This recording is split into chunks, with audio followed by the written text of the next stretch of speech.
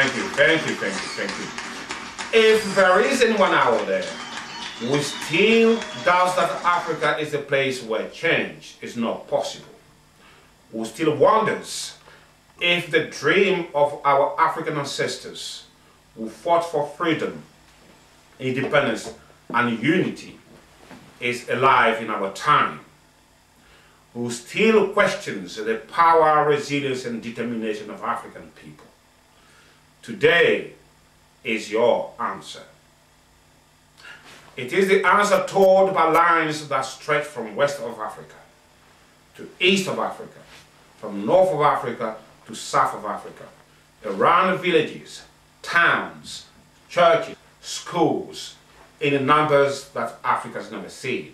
It is the answer told by generations and generations of Africans who believe that Africa can be different, who believe that their struggle and the struggle of their ancestors can make a difference.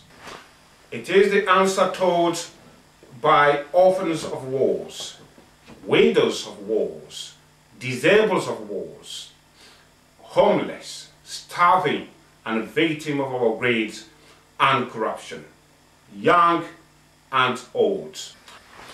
Africa is sending a message to the world that after years of wars, corruption, greed, and hatred, which has brought nothing more than starvation, misery, broken families, suffering, diseases, poverty, and desperation, today Africa is saying enough is enough.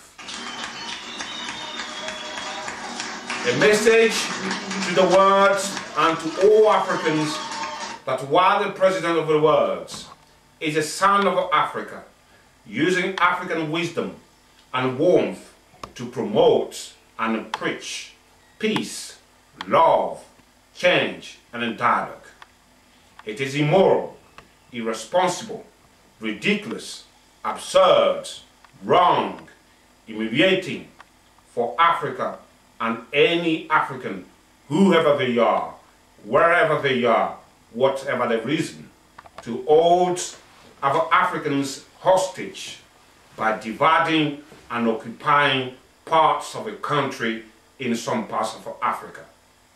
To still brandish a weapon as a sign of power, or to use a weapon to kill another African or to fight another African, as we all, brothers and sisters, we are all children of one continent, one country, we are all Africans. At the dawn of this century, Africa is sending a message to the world that Africa and the children of Africa have decided to turn another page of their history and bury the axe of war, to lay down the weapons, the guns, and become brothers and sisters, to unite, to stand shoulder to shoulder and work as one person, as one continent, as one country, to build an everlasting peaceful Africa, a starvation-free Africa, a disease-free Africa, a strong Africa, a rich Africa, and a beautiful Africa.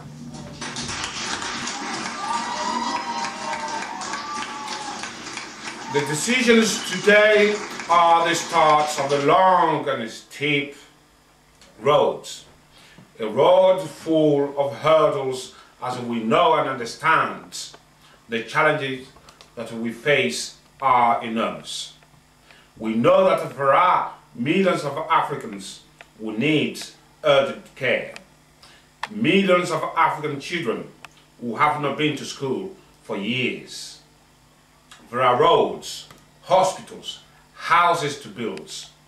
We know that other continents have taken a head start on us, but we will listen to each other and we will ask every soul to join in the work of remaking Africa the birthplace of humanity, block by block, brick by brick, colorless hands by colorless hands. We all want changes. We want Africa to change. Africa needs a fresh start, a complete makeover. These changes we all want cannot happen if we do not permanently, and I mean permanently, delete our old colonial mental software of wars, hatred, greed and corruption.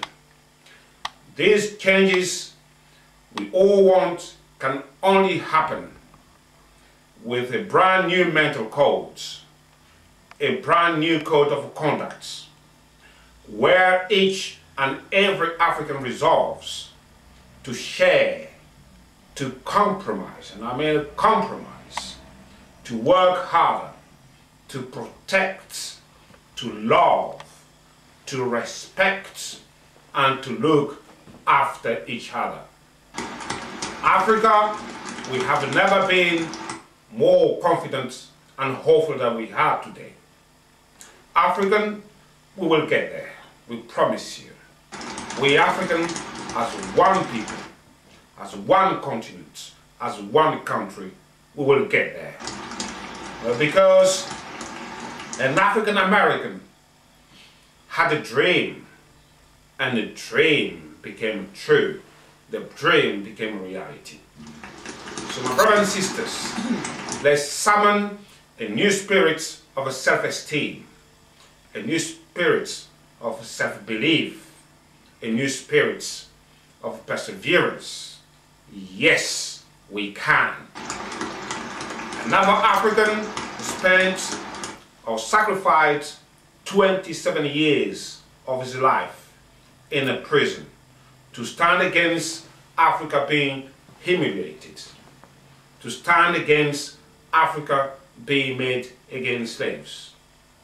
So my brothers and sisters, let's summon a new spirit of a sacrifice and responsibility, a new spirit of pride and dignity, a new spirit to resist the temptation of corruption, greed, pettiness, and immaturity that has poisoned African minds for so long. Yes, we can.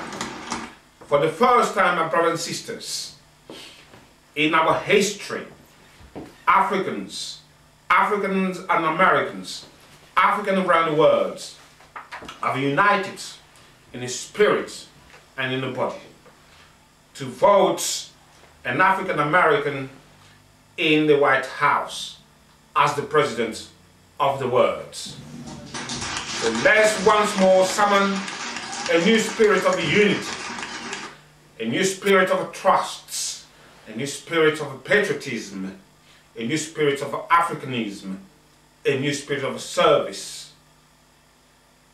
Yes, we can.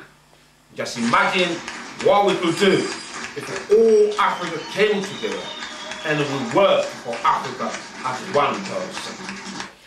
Mamadou, an African, sent a space shuttle in space. In case you do not know, an African sent a space shuttle in space. His name is Mamadou. Yes, we can. An African has become the chief executive of one of the leading firms on the stock exchange. Yes, we can. An African was born in a small village. He went to the local school, and then later on he went to America to Harvard University, one of the best universities on earth. And a little boy was born. The little boy grew into a man. A man whose name rhymes peace, comfort, and inspires confidence. Yes, we can.